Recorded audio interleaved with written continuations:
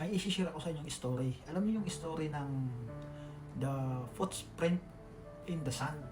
Yun.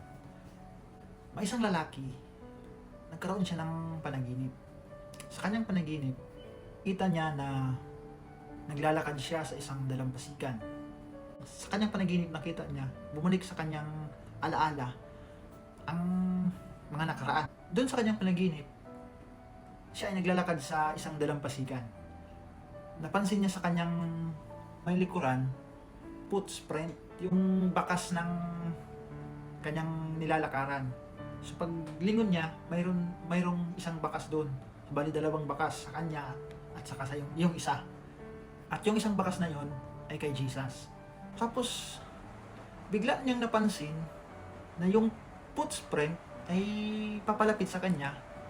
Tsaka biglang nawala.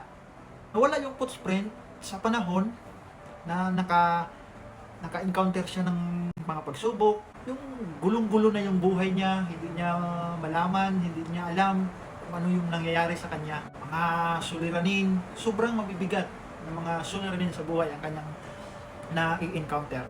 Kung kailan siya nahihirapan, kung kailan siya nakakaranas ng mga trials sa buhay, doon din niya napansin yung footprint sa kanyang likod na nawala.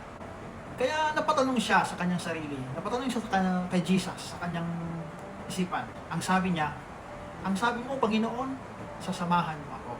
Sabi mo, sasamahan mo ako kapag tinanggap kita, kapag ako ay nag-serve sa'yo, kapag ako ay naglingkod sa'yo. Sabi mo, hindi mo ako iiwan. Pero bakit sa panahon ng nakakaranas ako ng mga pagsubok, bakit napansin ko yung footprint sa likod ko? Wala, isa na lang yung napapansin ko. Wala na yung sumusunod sa akin na footprint. Alam niyo kung anong sagot ni Jesus? Sabi niya, hindi naman kita pinabayaan. Hindi naman kita iniwan eh.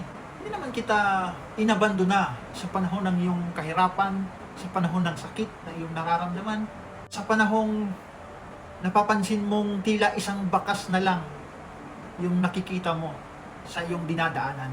Alam mo ba, sa panahong iyon, yung isang bakas na yung nakikita ay akin yon.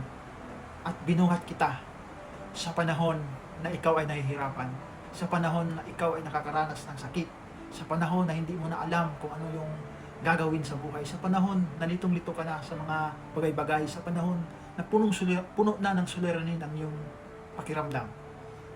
Binuhat kita. Yun ang nakikita mong bakas na isa na lang, ako yun.